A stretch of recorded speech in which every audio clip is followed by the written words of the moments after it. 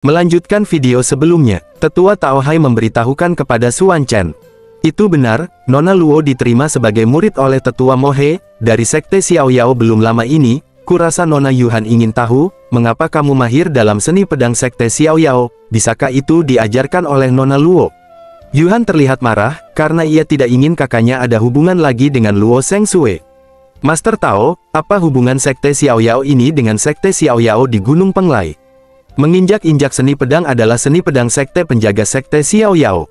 Tahukah kamu bahwa 3000 tahun yang lalu, Kaisar Xiao Yao mendirikan Sekte Xiao Yao di Gunung Penglai, di mana auranya paling melimpah di benua Qingyun, mendirikan Sekte Xiao Yao, yang begitu kuat untuk sementara waktu. Xuan Chen berpikir sejenak, setelah mendengar cerita dari Tao Hai. Lalu ia bergumam di dalam hatinya, nama Sekte ke-10 kecil dipilih olehku, formasi penjaga Sekte juga milikku. Tentu saja aku tahu, terbesit di ingatan Xuan Chen kisah masa lalunya saat bersama Xiao Yao. Terima kasih, Master, untuk formasinya. Diperlihatkan sebuah artefak yang Xuan Chen berikan kepada Xiao Yao. Ini adalah jimat susunan ruang 1000 ilusi, simpanlah. Lalu Xiao Yao pun menerima jimat tersebut. Dan Tao Hai melanjutkan ceritanya. Sayang sekali 700 tahun yang lalu, Kaisar tiba-tiba menghilang secara misterius setelah kenaikannya. Dan banyak musuh datang untuk membalas dendam. Sekte Xiao Yao tidak memiliki pemimpin, semakin hari semakin lemah. Pada akhirnya, itu hanya bisa mundur ke perbatasan kehancuran selatan, yang merupakan Sekte Xiao Yao saat ini. Xuan Chen menyimak cerita Tao Hai, sambil bergumam di dalam hatinya. Jarak antara Gersang Selatan dan Gunung Penglai sangat jauh. Sebelumnya, aku mendengar tetua ketiga menyebutkan Xiao Yao secar, jadi kurasa itu hanya kebetulan namanya sama. Tak disangka, ternyata mereka semua adalah cucu dari muridku. Dengan temperamen ke-10 kecil, pasti berusaha menemukan cara untuk menemukan auraku setelah bencana guntur. Jika bukan karena aku, sektenya tidak akan berakhir dalam keadaan seperti itu. Master dan murid, sebagai master, aku akan mengembalikan Sekte Xiao Yao yang makmur. Lanjut Xuan Chen bertanya kepada Tao Hai. Aku ingat, Luo Sheng Sui juga punya adik laki-laki kan? Ya, satu-satunya keturunan laki-laki dari keluarga Luo bernama Luo Tao. Orang ini melakukan segala macam kejahatan di kota Anyang, karena keluarga Luo adalah kepala dari 8 keluarga besar di kota, tidak ada yang berani memprovokasi dia. Terlihat Xuan Chen sedang merencanakan sesuatu. Kepala 8 keluarga, tidak lagi, lanjut ia bergumam di dalam hatinya. Cucu murid itu bernama Mo, dia benar-benar tidak memiliki penglihatan, jadi Xiao Yao, dia membiarkan sekte melindungi keluarga Luo. Sekte ini harus diperbaiki. Tiba-tiba Xuan Chen berlari sambil berteriak, yang terluka di keluarga Gu, aku meminta Tuan Tao untuk merawat mereka sebentar, jadi aku pergi keluar untuk bersenang-senang. Biarkan orang-orang di kota Anyang mengerti, apa yang akan terjadi jika mereka menyinggung keluarga Gu. Singkat cerita, pindah ke lain sisi. Terlihat di kediaman Luo sedang merayakan jamuan besar. Patriark keluarga Wei dan patriark keluarga Liu, mereka mengucapkan selamat kepada keluarga Luo. Selamat kepada Patriark Luo, untuk mendapatkan perintah Xiao Yao, itu benar-benar jenius. Dengan tatanan Xiao Yao, apalagi kota Anyang, meski berada di kerajaan Xian, tidak masalah berjalan menyamping. Dan ini adalah Patriark keluarga Luo, yang bernama Luo Xihai. Dia nampak sangat garang, aku tersanjung. Dan sebagai kado dari Patriark Wei, ia memberi tanaman herbal berupa ginseng cairan merah. Yang secara khusus aku perintahkan untuk ditemukan seseorang di wilayah Qianxia, aku harap Patriark Luo akan menerimanya dengan senyuman. Terlihat Patriark Luo nampak senang menerima hadiah tersebut. Bagus-bagus. Tidak lama kemudian, tiba-tiba ada seseorang yang terhempas dengan keras, sampai menjebol pintu gerbang kediaman Luo. Kegaduhan itu membuat Patriark Luo marah besar, ia langsung berdiri dan berteriak. Siapa? Ternyata yang mengacaukan perjamuan keluarga Luo adalah Gu Xuan Chen. Hari ini sangat meriah, aku, Gu Xuan Chen, telah menyiapkan hadiah secara khusus. Lalu Gu Xuan Chen menghentakkan kakinya sangat keras, ternyata yang ia pijak adalah Luo Tao, anak laki-laki dari Patriark Luo Xihai. Terlihat wajah Luo Tao babak belur, sambil menangis ia meminta pertolongan ayahnya. Ayah, tolong aku, lanjut Xuan Chen berkata, juga minta mantan ayah mertua untuk tertawa. Namun Patriark Luo Xihai dengan marah meneriaki Xuan Chen.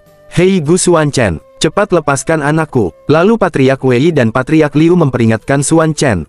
Gu Xuan Chen, kenapa kamu gila? Biarkan Tuan Muda Luo pergi. Gu Xuan Chen, keluarga Luo dilindungi oleh perintah Xiao Yao, kamu tidak bisa menyinggungnya. Situasi Gu Xuanchen tidak baik-baik saja, dia dikepung oleh orang-orang yang mendukung keluarga Luo. Lepaskan tuan muda kami, Gu Xuanchen, jika kamu melepaskan Taoer sekarang, orang tua ini bisa membuatmu mati lebih cepat. Namun Gu Xuanchen sedikit pun tidak gentar, dengan banyak ancaman dari semua orang, dia tetap santai dan berkata, orang terakhir yang mengancam kursi ini kini telah berubah menjadi abu, sepertinya Patriark Luo sangat tidak puas dengan hadiahku, karena itu masalahnya. Lalu Xuanchen tersenyum dan menatap tajam. Kalau begitu, aku akan memberikan hadiah lain. Tiba-tiba Xuanchen memukul Luo Tao dengan keras, sampai ia memuntahkan cairan merah dari mulutnya. Kejadian itu membuat Patriark Luo Xihai nampak panik bercampur marah, melihat anak laki-lakinya dihajar di depan matanya. Berhenti, dengan refleks Patriark Luo melancarkan serangan ke arah Xuanchen, sambil berteriak, lepaskan anakku. Namun itu dapat dihindari dengan mudah oleh Xuanchen. Lalu Patriark Luo menangkap Luo Tao, yang sudah bersimbah cairan merah. Taoer, apakah kamu baik-baik saja? Luo Tao yang sudah tidak berdaya berkata dengan perlahan. Ayah, gantianku, basis kultivasiku, kebrutalan Xuanchen telah menghancurkan basis kultivasinya, sehingga Luo Tao akan jadi anak yang tidak berguna di masa depan. Kemarahan Patriark Luo Xihai semakin memuncak, ia menatap tajam Xuanchen. Gu Xuanchen, beraninya kau menghapus kultivasi anakku? Xuanchen menjawab perkataan Patriark Luo dengan santai. Tidak tahan lagi, keluarga Luo memberikannya kepada aku hanya membayarnya kembali 2 kali lipat. Patriark Luo tidak perlu berbicara omong kosong dengannya. Saya akan membunuh orang gila ini untuk Anda. Hanya 2 ranah roh langit yang ingin membunuhku. Tidak tahu apa yang baik atau buruk, jadi mari kita hancurkan bersama keluarga Luo. Patriark Luo Xihai membaringkan anaknya, lalu ia berkata, menghancurkan keluarga Luoku. Oh, nada yang besar, tiba-tiba terpancar dari tubuhnya aura intimidasi yang kuat. Patriark Luo menatap tajam Xuanchen. Dengan basis kultivasimu, tunggulah 100 tahun lagi. Berani menyinggung keluarga Luo, membenci perintah Xiao Yao. Dengan sangat cepat Patriark Luo langsung menerjang ke arah Xuanchen, sambil berteriak. Lelaki tua ini akan membiarkanmu mati tanpa seluruh tubuh. Xuanchen tersenyum tipis, menanggapi teriakan dari Patriark Luo. Kamu benar, dengan basis kultivasi aku saat ini, memang agak sulit untuk melawan 1000. Sebelum Luo Xihai mendekatinya, Xuanchen menyiapkan tekniknya juga. Sayang sekali, kursi ini sekarang memiliki kartu truf di tangan. Harta yang kamu anggap sebagai perlindungan, akan menjadi senjata tajam untuk menghancurkanmu. Xuanchen menghindari serangan Patriark Luo dengan mudah, dan terlihat dampak dari serangan Patriark Luo sangat kuat, sampai lantai hancur berhamburan. Xuanchen tersenyum lalu ia berkata, keluarga Luomu, hari ini harus dihancurkan. Tidak lama kemudian, token pemberian Sekte Xiao Yao kepada Patriark Luo terbang, dan token itu menghampiri Xuanchen. Lalu Xuanchen menggunakan token tersebut, karena itu adalah artefak yang sebelumnya ia berikan kepada muridnya, di kehidupan sebelumnya. Tiba-tiba area tersebut menjadi merah, yang terpancar dari aura artefak tersebut. Apa yang terjadi di sini? Gu Xuanchen sebenarnya bisa mengendalikan perintah keluarga Xiao Yao, keluarga Luo. Setelah Xuanchen mengaktifkan artefak Xiao Yao, hal itu memicu ledakan yang sangat besar, sampai aura memancar begitu kuat. Patriark Luo nampak terkejut, ia terus menyerang Xuanchen tanpa jeda. Bagaimana kamu mengetahui formula pembentukan Ordo Xiao Yao? Sambil bertarung mereka terus berbicara. Ada banyak hal yang tidak kamu ketahui. Lalu Patriark Luo berteriak, membuat semua orang di sana ikut turun tangan, menyerang Xuanchen. Tidak, bunuh dia dengan cepat. Ayo lakukan bersama. Namun, sebelum mereka menyerang Xuanchen, tiba-tiba Xuanchen sudah mengeluarkan kekuatan dari artefak itu, membuat semua orang terhempas dan terbakar oleh aura api yang berkobar. Semua orang langsung mundur, bahkan ada sebagian yang langsung hangus terbakar, oleh panasnya api tersebut. Tolong, bantu aku. Kejadian itu membuat Patriark Luo nampak terkejut, karena dalam sekejap, Xuanchen langsung menghanguskan semua orang-orang keluarga Luo. Terlihat Xuanchen yang berjalan dengan santai dari balik kepulan asap. Sedangkan Patriark Luo yang ketakutan, ia bergumam di dalam hatinya. Bagaimana mungkin, anak ini tidak hanya memobilisasi Ordo Xiao Yao, tapi juga menguasai formasi serangan tingkat tinggi. Xuanchen tersenyum di hadapan Patriark Luo, lalu ia menjentikan jarinya, dan artefak Xiao Yao pun menghilang. Patriark Luo sangat ketakutan, sampai wajahnya bercucuran keringat sangat deras. Patriark Luo, ku beri kau nasihat. Reinkarnasi di kehidupan selanjutnya, ingatlah untuk tidak main-main dengan keluarga Gu. Lalu Xuanchen tersenyum menyeringai, layaknya psikopat yang haus cairan merah, Tiba-tiba Xuan Chen langsung memukul Patriark Luo sangat keras, sampai tubuhnya menyemburkan banyak cairan merah. Dan Patriark pun tewas seketika di tangan Xuan Chen. Setelah Patriark Luo lenyap, tiba-tiba semua orang yang ada di sana langsung berlutut di hadapan Xuan Chen. Mereka memohon belas kasih dari Xuan Chen. Tuan Muda Gu, tolong maafkan aku, Patriark keluarga Qin Wanyu. Aku seorang Patriark keluarga Ma Ben.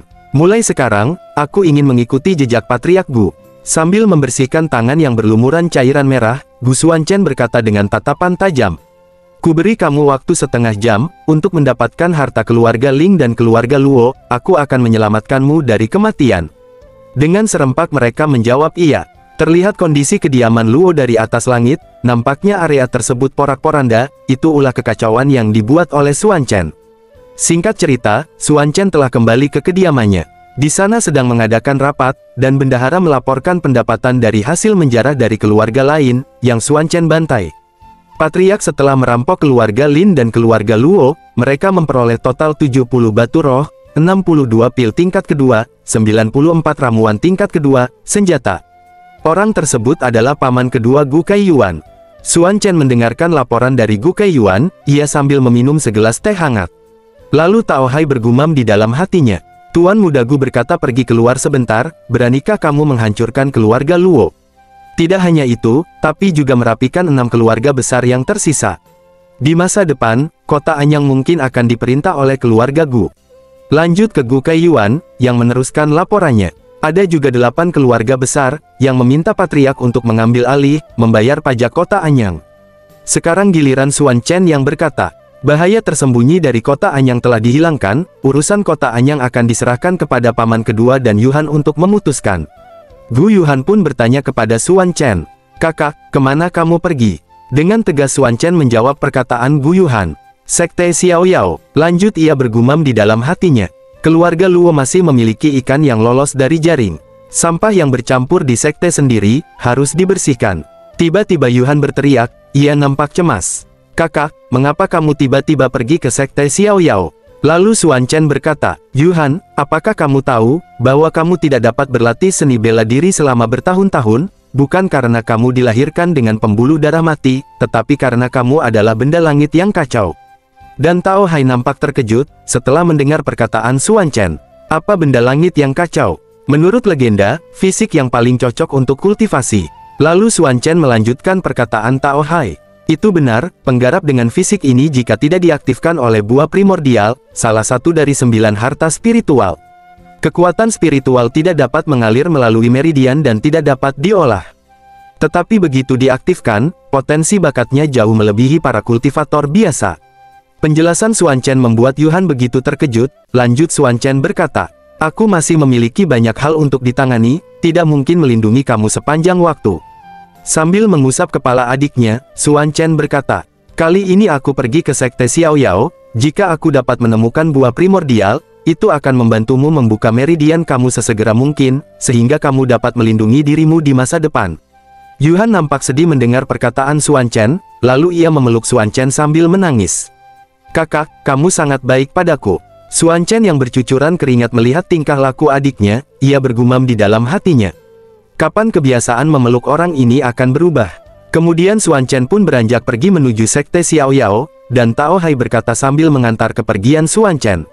Tuan Muda Gu, pohon primordial adalah harta karun sekte Xiao Yao, tidak akan diserahkan dengan mudah. Harap berhati-hati, jangan khawatir, aku punya cara sendiri untuk membuat mereka patuh menawarkannya.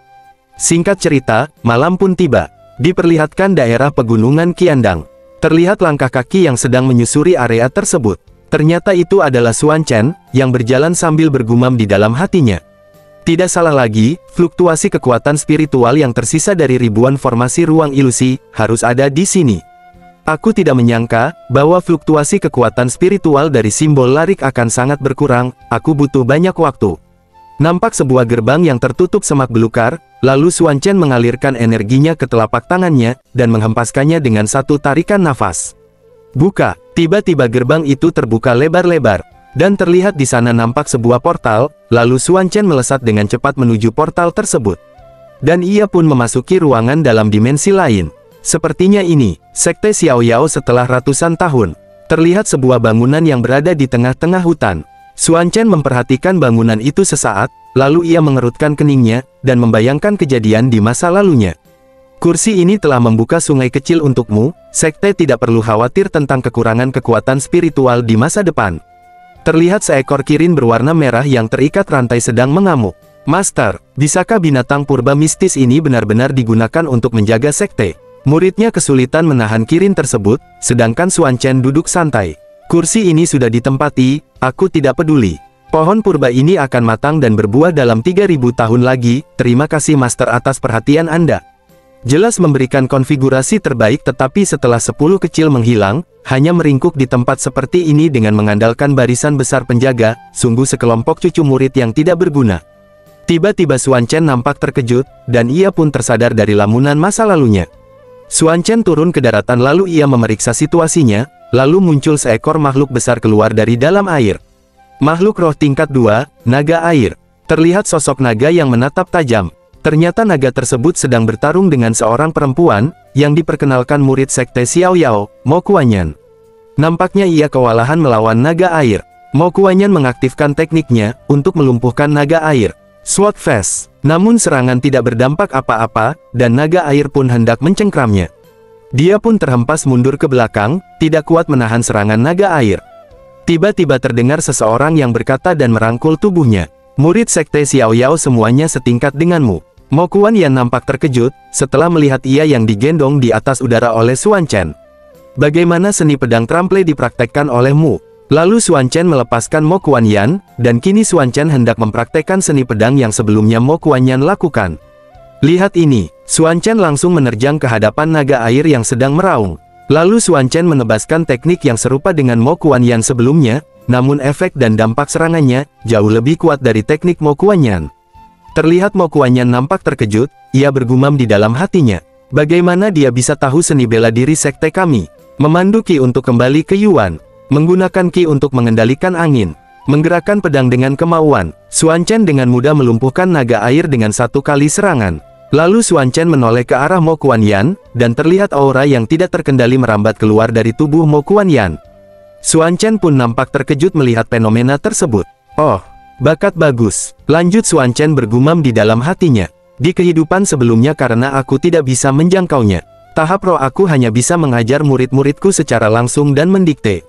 Sekarang telah mencapai tingkat spiritual dalam kehidupan ini, setiap kata dan perbuatan dapat diubah menjadi pedang kebenaran, yang mendalam untuk membantu orang berkultivasi. Dilanjutkan Mo Kuanyan bergumam di dalam hatinya. Aku terjebak di ranah roh kecil dan tidak bisa menerobos, baru saja senior ini melakukan gerakan pedang, dan biarkan aku memahami, lalu menerobos ke ranah roh langit.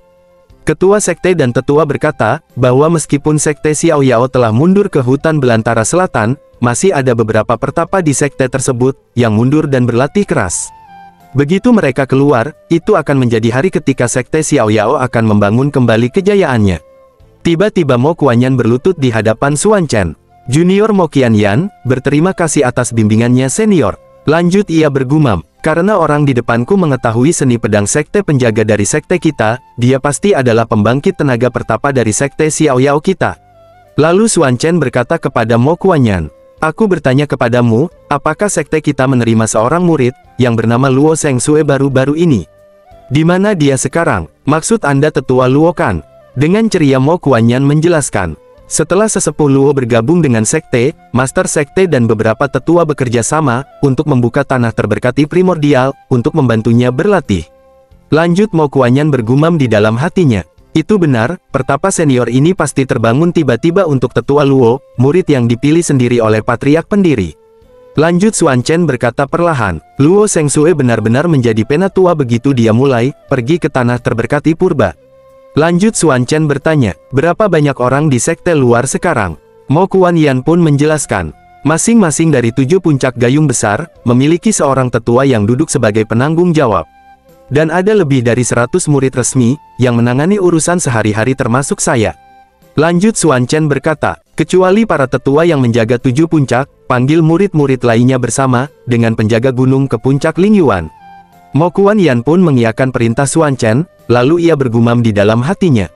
Dia bahkan tahu penjaga gunung adalah Prajurit yang terdiri dari murid dengan kualifikasi lebih rendah, tetapi sangat setia pada sekte. Lalu Xuan Chen pun pergi, dan diikuti oleh Mo Kuan-Yan. Senior, tunggu saya. Xuan Chen melesat cepat, sedangkan Mo Kuan-Yan berusaha untuk mengimbangi kecepatannya. Sial, aku sudah mencoba yang terbaik, tapi aku tidak bisa mengejarnya. Senior itu jelas hanya berada di tahap tengah ranah roh langit, tetapi kekuatan perjalanan bintangnya sangat mencengangkan. Sebagai senior, bagaimana mungkin tidak ada senjata roh terbang, tapi sekarang dia hanya menggunakan kekuatan tingkat menengah ranah roh langit untuk berlari. Apakah ini mencoba menunjukkan kelincahanku? Dengan mata yang berkaca-kaca, Mo Kuan-Yan berteriak, "Senior, saya pasti tidak akan mengecewakan Anda." Terlihat Mo Kuan-Yan tertinggal jauh di belakang Xuan Chen. Kurasa pada saat itu, aku bisa memanjat gunung dengan 1 kali lompatan, menyeberangi sungai dengan 2 langkah. Sekarang tubuh ini benar-benar lebih lambat seperti kura-kura. Sambil berlari Xuan Chen pun bergumam di dalam hatinya. Setelah meminum pil semangat pemecah tingkat kedua, aku menggunakan metode aku sendiri, untuk memperluas pil dan memperluas dantian lebih dari 10 kali lipat. Meskipun kecepatan latihan akan lebih lambat dari yang lain, tetapi dapat mengumpulkan lebih banyak kekuatan spiritual dan perlahan meletakkan dasar yang kokoh. Namun gadis kecil ini, sudah memiliki esensi dari perjalanan bintang, yang dipahami dalam sekejap mata. Jika dia seperti ini, itu akan menjadi penerus murid dibandingkan cucu. Mo Kuan-Yan terus berteriak kepada Xuan Chen, "Senior, tunggu saya," dan video pun bersambung.